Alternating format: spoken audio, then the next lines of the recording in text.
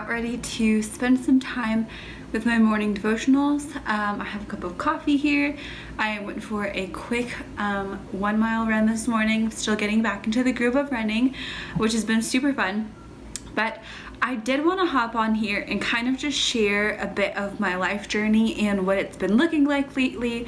A lot of you guys who know me on a personal level, like from real life and like things like college and church and jobs that we maybe have done together, really know that one of my biggest passions has been health and wellness, just from my own personal journey, but also my faith walk and like Jesus and like what the local church has been to me and what it has provided in terms of like community and peace and growth and mentorship and friendship. And another thing that I'm super passionate about is business and nonprofit business, and specifically like helping nonprofits do really well. And so in terms of my career, I graduated from college last year, and so that was super fun. I loved going to Evangel University. It was one of the best decisions I made for myself. It was hard because I moved 2,000 miles away from home in California out to the middle of nowhere, and I didn't know anybody. And then two of the mentors that I had from my church in California actually moved out like within 1 or 2 months before I started my undergraduate studies. So that ended up being like a major blessing. I got to watch them like start their new lives and like get married and have kids and be a part of like them raising their little ones, which was such an awesome blessing for me. And I remember like so much of my story was just learning to like release things. I think the last probably like 10 years of my life have just been, I grew up with this really like firm, like straight foundation of like, this is what the Bible says, this is what we believe, and like really trying to understand the gospel as fully as possible and living my life in adherence to that in a way that honors and respects God and who He's made me to be, and not letting fear and trepidation like run my life, but allowing like peace and wisdom and guidance and having courage to try new things and to step out and to go to new places, if that's, where the peace was leading, even if it was a little terrifying at first. So all that to say, I started to take that shift from like, this is my foundation, this is important, this is what I believe, into why do I believe this, and really wrestling with that. And I think that wrestling journey really started happening after my grandmother passed away. I was in 5th or 6th grade, and I remember she was like a huge rock for me growing up, and just was like always very supportive of like my education and my goals and my ideals and everything. It was just an amazing like prayer warrior and somebody who I could talk to about anything. And so when she passed, that was really hard. She passed from cancer, and spent her last year actually living at home with my family in California. So she moved from Hawaii and then moved to California. And I remember like that year was so precious. Like we got to really get to know each other on like, there's a difference when you like have family and you know them, and then when you live with them and you notice all their little isms and their idiosyncrasies and all the funny things that they do. And so anyway, I love her so much. I'm actually like blessed enough that both of my grandmothers got to like live with us, at least for part of the end of their life. And so my other grandmother actually is still back in California and at home with my family, and I love being able to go just walk over to her room and have her chat and tell me about the same 5 stories, honestly, that she tells over and over, but they're still great, and so I think why I'm sharing all of this is like, there's so many values in our life, and we change a lot in life. And if I could be really honest, like I'm in my early 20s, and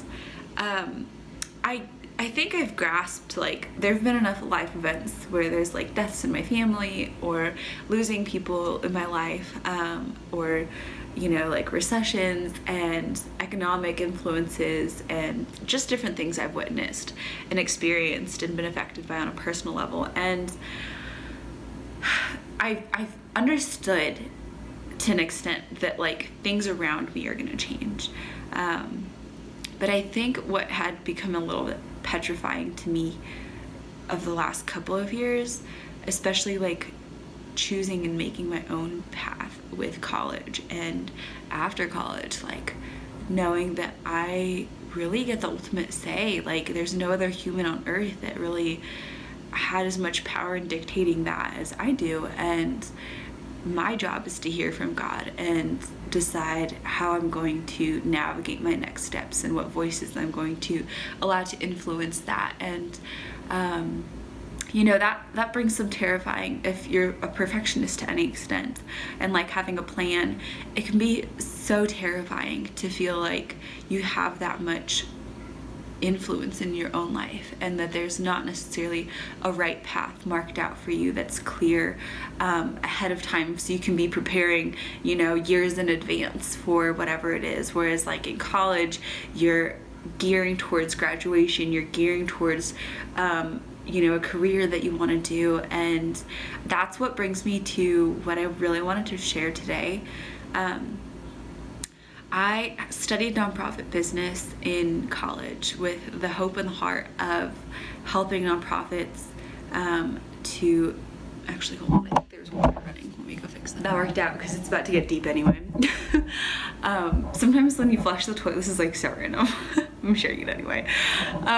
You know, when you flush the toilet and sometimes the lever stays like down instead of like popping back up, my toilet does that, so I have to make sure that I like relift it because it does it sometimes, but it's finicky.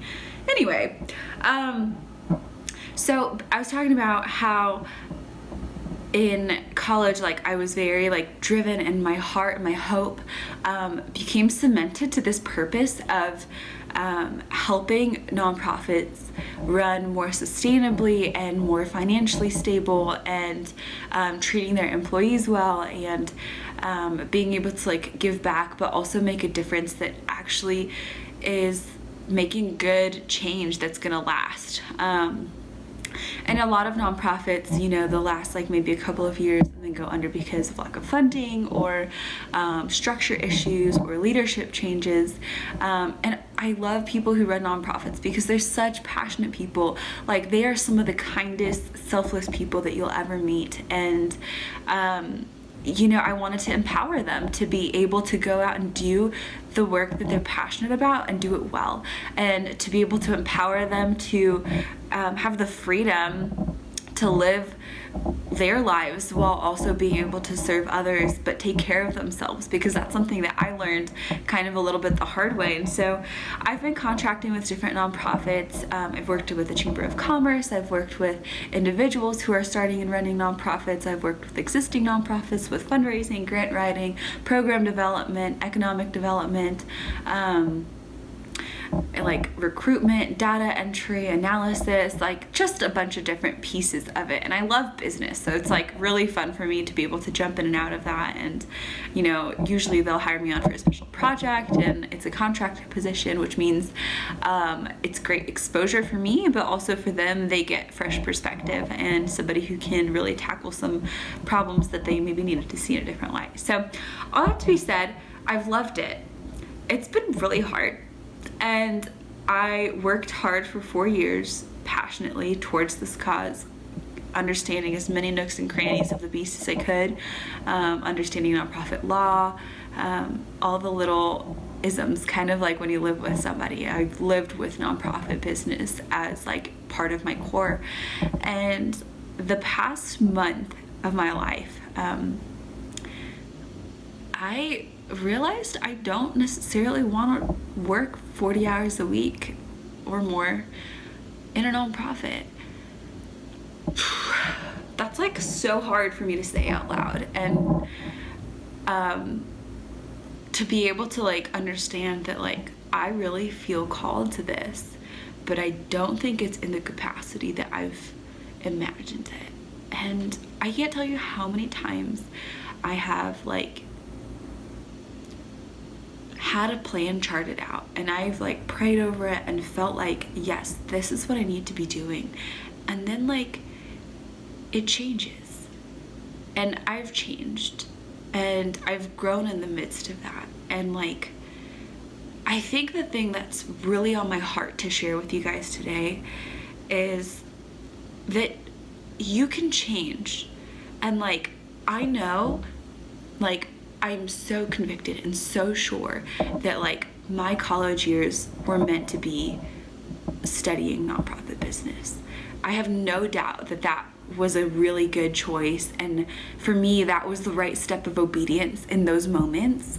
But I also recognize that right now my calling is shifting, and like I love that God walks the path with us. He's not just over there at the end of the destination saying, hope you make it out there, like good luck finding your way over here. Like, you know, there's barriers in life, and there are things that shift and changes, and there's things that, you know, make me angry and that I want to help be a part of the solution of in my community, in my world. And I definitely think nonprofit business is still going to be like a part of what I do and where I spend my time and energy and efforts, and my heart and my soul will always like have a piece of that in there. And who knows, God may circle it around later in life, and I don't think anything goes to waste. So, you know, it'll be part of my story for sure. But working a 9-to-5, like in a nonprofit,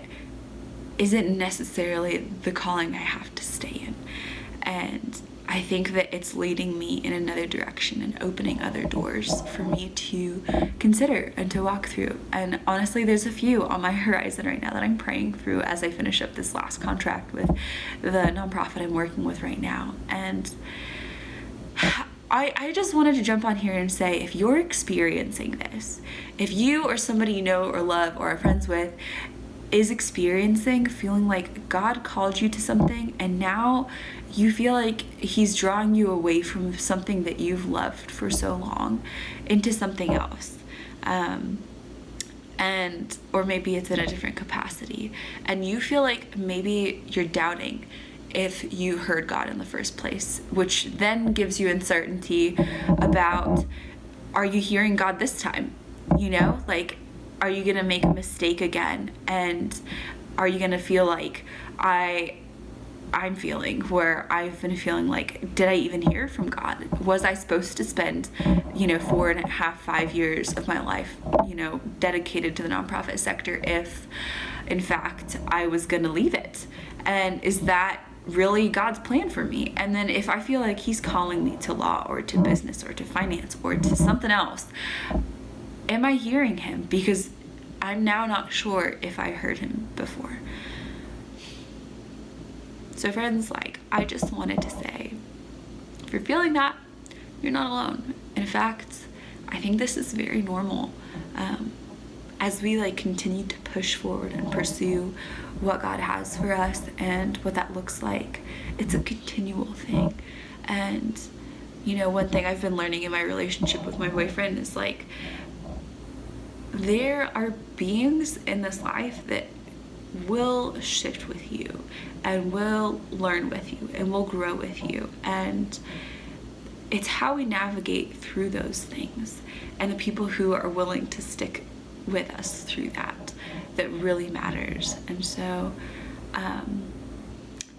I just wanted to encourage you, God is in it for the long haul. He's not just a friend of the road. I was listening to a podcast from Biola University about relationships, and I love what they said. They quoted somebody else, and they said, some people, are friends of the road, and that means for them they're married and have kids, their friends of the road could be their preschool friends, their kids' preschool friends and those families.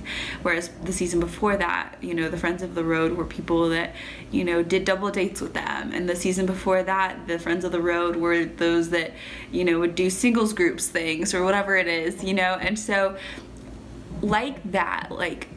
God will, but then there's some friends that that are kind of like family, and they feel like those people that like you can call anytime, and they are there for you, they're rooting for you. You could shift and change your mind a million times, and they're still going to be on your side, and they're still going to be rooting for you and what's best for you and all that God has for you. And those friends are rare for sure, but you know, all the wise people say that you really only need a couple anyway. So I would really encourage you, you know, press into the community that you have. Some of the friends of the road are gonna have some great insight. The friends that are for life, though, are gonna understand your heart and soul, and like, you know, give them some weight in speaking in on this. Let them know that you're dealing with this and that you're processing all of this, because it's a lot. To feel like you're changing is definitely a lot. And I know I've like cried about it and been confused and been angry, and also been just like sad, like grieving that what I thought was supposed to be might not be the case anymore, and knowing that if God led me to it and he's leading me away from it because of other things he's put on my heart, other dreams and desires that no longer line up with that direction and that trajectory, it's okay to shift. It is exhausting sometimes for me to shift over and over again. And if you've seen my life and you've heard the stories and any of the behind the scenes about what it's been like to move from Missouri to California to Denver to California to Colorado again, you know, in like less than a year, like I've moved so many times. And you know, at the same time, like I do have this peace that is grounding me and that I can find again, time and time again. And I was worried about like, what am I passionate about? And, you know, I think that's why my faith is such a big piece of me, is like so many other things have shifted in my life. And this is what stayed the same. Like the same God that like, you know, led Moses and led Abraham and Isaac and Jacob and so many patriarchs and so many leaders in the Bible, like so many people that were not perfect, but who lived full lives and who lived with peace with God. Like that's what I want. Like at the end of the day, like the thing that I do, the job that I have, is just an ode to the values and the God that I serve. And it's about the growth and the path that he's taking me on and the person he's helping me to become. And like, I don't exactly know who that is sometimes, but he does. And knowing that I can trust that, the messy path that is life, and know that I can't see past the weeds. They're over my head sometimes. It's okay. Like on my little letterboard, it says life doesn't have to be perfect to be wonderful. Life is rarely perfect. Rarely perfect. I used my French press this morning. I love my French press. Guess what? I get grounds in my coffee at the end almost every time, and I still love it. Life is gonna give your French press some coffee grounds into your mug sometimes. You just gotta be able to know that it's okay. And also don't drink the grounds because it's nasty. Oh my gosh, guys, I just wanted to share all of that. That is a lot of my heart being spilled out. But I hope that it encourages somebody.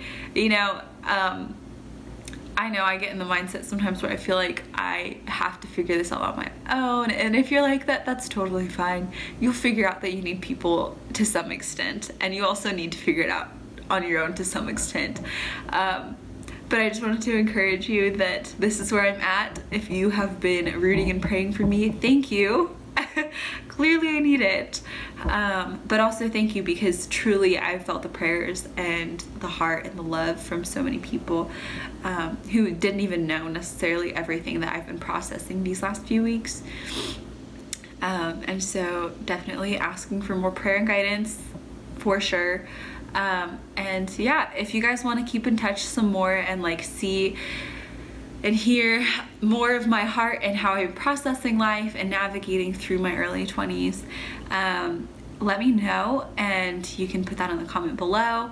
But I'm happy to share. I really think that that is one of the greatest gifts that we can give to people, is to share our lives.